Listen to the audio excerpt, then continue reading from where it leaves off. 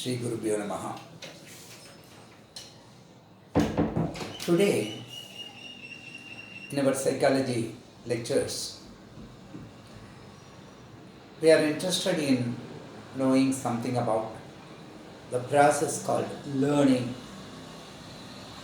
As I have mentioned earlier, that our intention is to find some excelling situations in our educational methodologies through psychological processes. My main stakeholders are students, teachers, and parents. Therefore, I have arranged these lectures how the knowledge of this psychological process can motivate you, can accelerate the process of learning your studies, the process of teaching, the methodologies to be adapted under various circumstances, and how to provide a possible counseling so that what the contemporary student is doing in the school or in college, how to understand the latest educational technologies, thereby the parents can lend a progressive, what I can say, assistance when your child is learning. So, I am very discreet. I am talking very slowly because the student should be in a position to understand. Yesterday, some of the viewers in my physics classes who are actually Tamil medium students started asking me, "Sir, can't this be done only in English?" I told them, these psychology lectures are universal lectures. So, I am trying to control the speed of delivery so that as you are learning in your English classes, you can very well learn this also. Because all the students are having one language as English. It's a compulsory language in Tamil Nadu. Therefore, it will not make much differences. So then and there, you will be in a position to make it. Okay. Today, we are trying to first understand how do we learn. What is learning? How do we learn? These are all the essential parts of today's lecture. Yesterday I told you the behavioral pattern are changing due to the mental processes by experience. The process of learning also is synchronizing with this basic concepts of psychology. A child is born. It has some latent skills, some knowledge, some behavior. But as it grows, it starts observing all the people and the environment, and thereby its own behavior changes. The process in which this is taking place, we define as the some procedures that are used in the acquisition of simple as well as complex responses. One of the definition goes like that for learning. Let us not go deep into that. But generally, learning, katral, means படிக்கிறது அப்படின்னு நம்ம சிம்பிளாக சொல்கிறோம் colloquial லாங்குவேஜில். The learning means don't think what you acquire in school alone is learning. It's not a fixed matrix. You see, your sensory organs are in a position to provide you the process of learning throughout. From womb to tomb, you are learning. Bhartrhari, a famous Sanskrit scholar, has given a wonderful quotation. Acharya padam adante pado sishya swamedaya. The first verse, having two parts, is like this.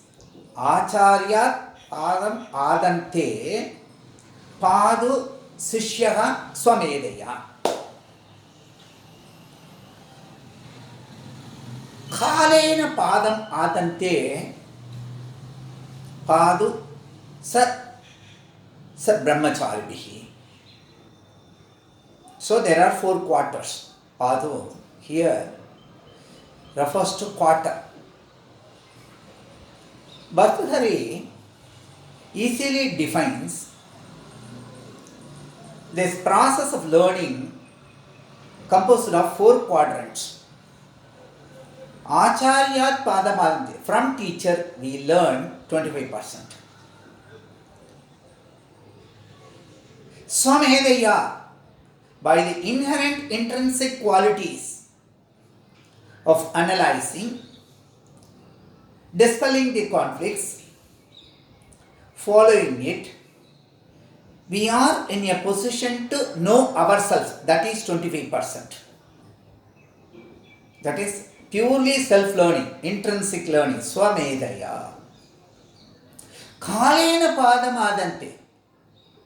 By time, that is, with experience, we try to learn 25%. பட்டால் தெரியும் அப்படின்னு ஒரு தமிழ் பழமொழி கூட உண்டு. Only by experience we are in a position to learn. What is the next? The last quarter? Brahmachari. You see, that is called peer learning.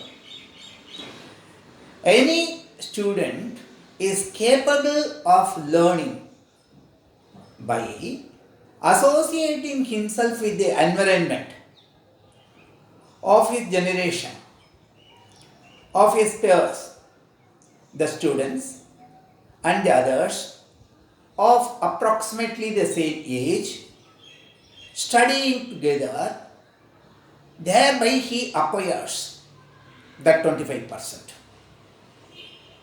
Okay, sir, in the early childhood, who are the acharya? Mother, father, the relatives and the neighborhood. Then comes the real teacher from the school. At the age of 3 or 4 nowadays, children go to school. From there they try to know, and they themselves are probing into the situations and circumstances and trying to learn. Here we are trying to say in some technical terms also these aspects in detail. This Kalena Pada, peer education, all these things, that learning and all are available only after adolescence. So, the early childhood, after that some adolescence, how this learning branches. One of the very important statement is that the learning cannot be directly measured. You don't have a lactometer. You don't have a pressure gauge. Like that, you don't have a learning gauge. If I have some fever, a thermometer is in a position to immediately note that. The pulse variations we can measure directly. The pressure variation. All the other aspects. But the learning cannot be measured directly. It has to be accounted by the expected behavioral changes that has kept into that personality. The individual's learning ability and other conditions are changing from person to person, from one environment to another environment, and all. Therefore, number of scientists, psychological scientists, psychologists, they studied in detail both human as well as animal behavior, and they have started finding some relationship between the stimuli and responses. Yesterday itself, I told them as the SR process. Stimuli response.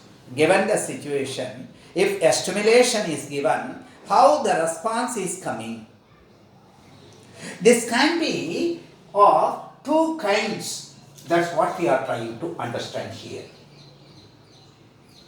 You say learning is relatively, is a simple process, relatively durable change in the behavior due to experience.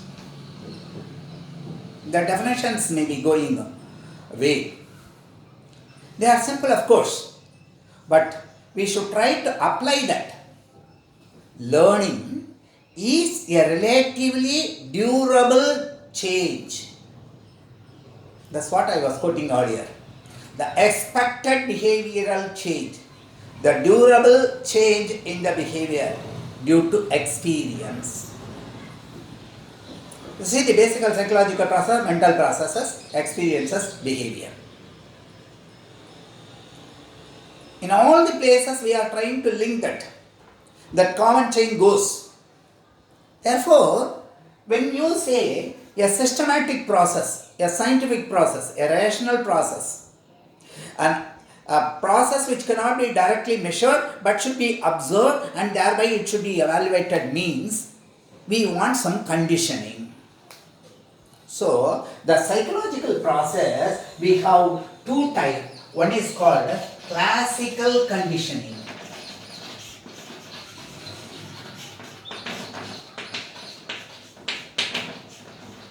My lecture will not be abstract. I will tell you the various knowledge that is required for school-going children, how to improve their performances, which is incorporated in this lesson called learning, a branch of the psychological process. So, one is called classical conditioning, the other one is called operant conditioning. There are two basic aspects. We attribute this classical conditioning towards the psychological experiments carried out by the scientist Pavlov.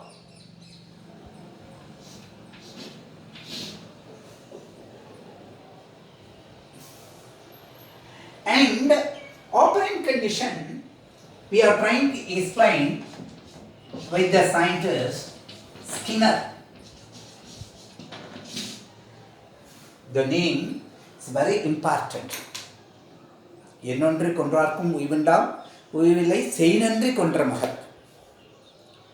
These great souls with their minds, they have concentrated, they formed some structures, they tried how this process could be evaluated by simple exercises, simple tools, simple experiments. Therefore, with gratitude, we remember their name. The two branches, classical condition and operant condition. Now, when you talk about this stimulus, what are all the types of stimulus that we have got? We have got neutral stimulus, that which is neutral. Neither positive nor negative, neither large nor like that and all. It is an average, neutral stimulus, that which is existing, to natural stimulants. Neutral, natural. These are the types of pairs that are there, the pairing of the stimulants. This type of pairing with what type of conditioning that we are having here in classical condition is conditional stimulus. See, neutral, natural. Conditional stimulus and unconditional stimulus. This classical conditioning deals with these aspects.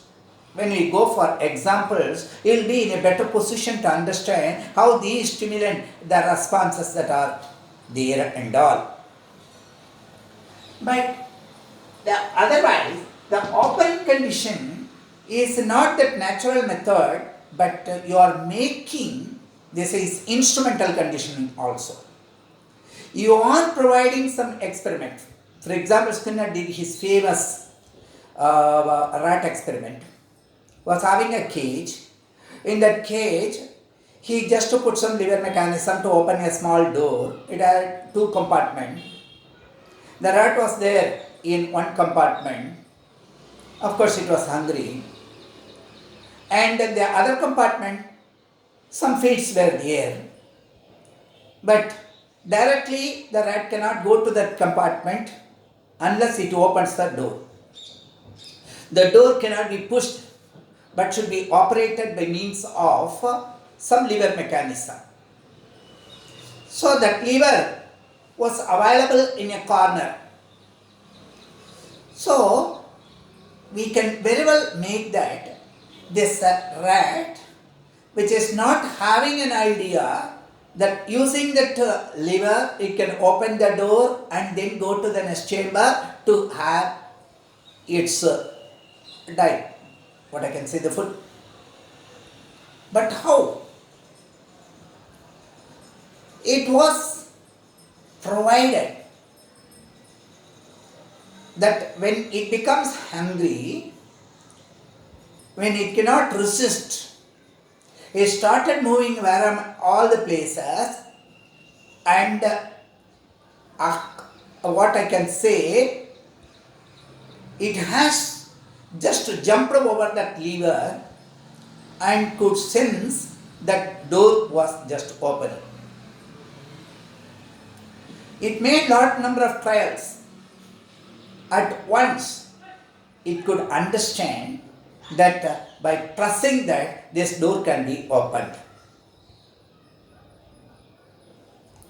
And that too in a particular order, so that it can just peek through that hole and take its food. That food can be taken by the rat itself. So this experiment was not done in a single day. You are conditioning that rat that by the operation of that lever and all, it is in a position to know that its behavior can be conditioned and it is operable. So the neutral natural stimulus, what we have got as a pair. The next pair I have told you as a conditional stimulant and the unconditional stimulant. The second part, as suggested by Skinner, the operant conditioning. This is purely technical. Let us forget for some time. You see how we start learning, a child starts learning about the alphabets. Not only learning subject, it also learns some skill. It develops some skills like cycle riding and other aspects. Even child is trying to pedal itself after seeing what others are doing in that play field. It is trying to learn one by one. And you can very well see in the group of students in LKG or even in pre-KG level, even if the teacher is just being passive, they themselves are in a position to teach others, and they are in a position to know how to play, how to go in that merry-go-round, how to go in the slide, etc., etc. Or even in drawing. We can very well understand that. So we say that the observational learning, the verbal learning, the concept learning, the skill learning are all the various processes that we are trying to inculcate through either classical conditioning or operant conditioning. These are the basic essentials, basis. But we give lot of terminologies for explaining them. So, as learning is not a directly measurable, observable, we say that we have to adapt to it, our surroundings. Thereby, the accumulated learning in one's own self is expressed by the changes in the behavior. Thiruvulluvar says, உலகத்தோடு ஒட்ட ஒழுகல் பல கற்றும் கல்லாதார் அறிவிலாதார். You have to go along with all the people and you try to learn and act in accordance with the environment. That's more important. So now we try to understand here through a simple mind mapping, because this learning process itself, we have to understand that the various conditioning levels that are there, how this learning will be more effective for mathematics, how learning will be more effective for language, how learning will be more effective for general studies, how learning will be more effective for science studies, mathematical studies. All these things we are trying to analyze in the next video, because that is subject oriented. As a general aspects in learning, we say that yesterday itself I told you, we have to form habit formulation. So I have just designed this study habit formulation. Dear students, try to understand how these habits can be formed and how these habits are going to be useful in most of our study behaviors, learning behaviors. Tomorrow I am going to show you the learning curve also, so that you can just with a small questionnaire, you will be in a position to fix yourself where you fit into that curve. Self-assessment that forms a branch here also. Try to understand. When you start studying, when you want to make the study as a habit, you should first try to understand. You go to a particular place.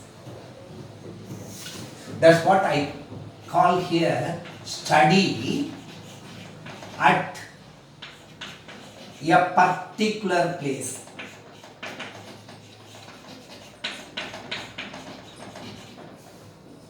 Not only place, also time. You know that that's a reason why even persons, in which class you are studying, immediately the vibrant boy of 6th standard will say, I study with Nirmala, I study with Vidya's class. From whom you are learning mathematics? Immediately the boy will be saying that I am learning through Jamis. How this comes spontaneously? Because his association. And even in earlier days, they don't say that from this class, next year I will be promoted to that class. There will be a specific building there will be a group of classes which they will not alter for most of the time. Because from this level to that level, a particular place. And even timetable is formed. You will be having mathematics class first period. Second period maybe you may be having science. The third period you may be having some language. But once the bell goes, and when this teacher goes out and the next teacher comes, all these things will be over, fresh from memory. We will try to incorporate what we did in the last class in that subject. That's why the timetable arrangement cannot be haphazard. There is some discipline in it. All the hours, the first hour, the second hour, the third hour, like that and all for subjects in the initial classes, I mean. So that your mind gets conditioned. So that's a very important thing. Study at a particular place, at a particular time. And then what we say, that's what we say here as organize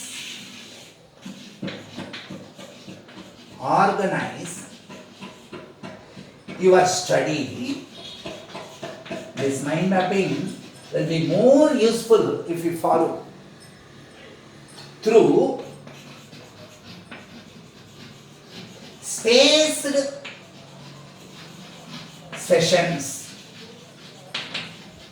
at periodical intervals. The reciprocal of time period is frequency. The frequency is directly proportional to energy. So, energy is power.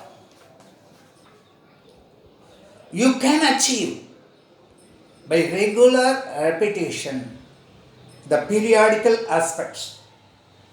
That's why I say organize your study through spaced sessions.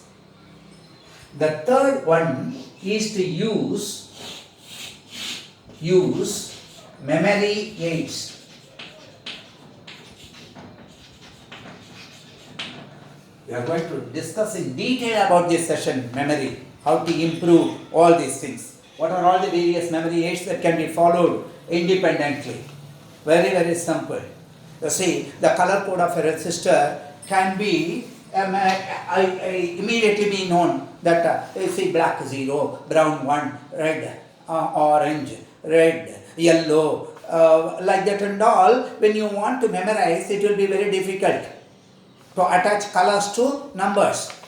But a simple word called B.B. Roy, Big Bengal Roy, grows to Great Britain, very good wife. A simple word. B.B. Roy, Great Britain, very good wife. Black, brown, 0, 1, red, 2, orange, 3, yellow, 4, green, 5. Then this blue, then violet, grey, white, like that and all. 0, 1, 2, 3, 4, 5, 6, 7, 8, 9. That's all the numbers. So, to improve our mind, we use lot of acronyms. There are a number of aids that are available for school children as well as college children, so that they can just synthesize their study components and try to understand the complicated things can be made as simple elements for them to catch memory and try to provide it. These are all the possible uses of habit formulation. We say that at every step you should be in a position to test yourself.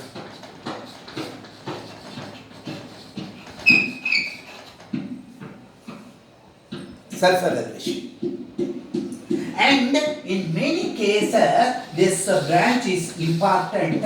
Only overeating is not allowed. Overlearning is allowed.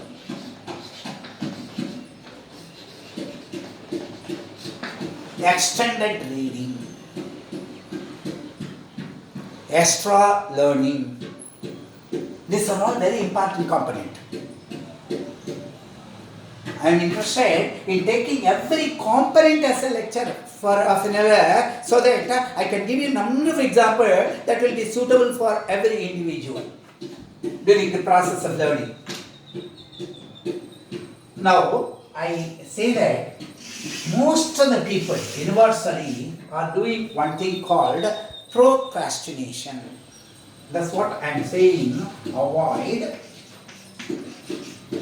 procrastination. What do you mean by that? I tell you with an example. These procrastinators, they always try to put all their work at the 11th hour. They will wait, they will be lazy till the end. And when we say, tomorrow I have got the examination, today they will start searching for their books, all the notes and grades, etc., all the class notebooks and other things, and they try to start reading. That is doing at the last minute. That is very, very bad. We should try to avoid that. Crossing the bridge when we reach it is not holding good in the process of perfect learning. So try to remember that. Avoid procrastination. That is putting off work until the last moment. That is not advisable. So the study habits I have categorized with some major inputs like that. We have to select a particular place, study at a particular place, organize the study through spaced sessions, and test yourself. You have to use memory aids, and you should have overlearning, that is extra learning and extended learning, and you should try to avoid procrastination. These are all the essentials for the study habits, formulation of study habits. So, in the process of learning, I have just grouped them. In the next part, we will be in a position to take individual aspects and what are all the efforts and that is expected as learning can be evaluated by the effective, durable, desirable behavioral changes. Apply, adopt, and try to know yourself. You will excel. Thank you.